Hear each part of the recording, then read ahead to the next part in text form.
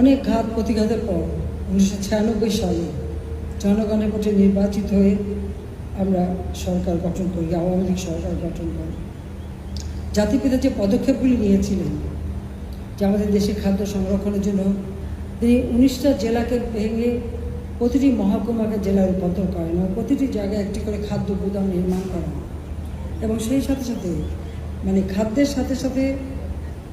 আমিষের যোগান দেওয়া, পুষ্টির নিশ্চয়তা দেওয়া, সেই দিকেই তিনি দৃষ্টি দিয়েছিলেন এবং খাদ্য উৎপাদনের জন্য সার আমদানি করা, ভালো বীজ উৎপাদন করা, কৃষকদের কৃষি উপকরণ সহজলভ্য করা, সব ব্যবস্থাই কিন্তু তিনি করেছিলেন। এবং আমাদের লোক সংখ্যা বেশি, আমাদের জমির পরিমাণ সীমিত, তাছাড়া পারিবারিকভাবে যখন জমিগুলি ভাগ হয় তখন বিভিন্ন আইল দিয়ে যে ভাগ হয়ে যায়, যার ফলে কৃষি যান্ত্রিকীকরণ করার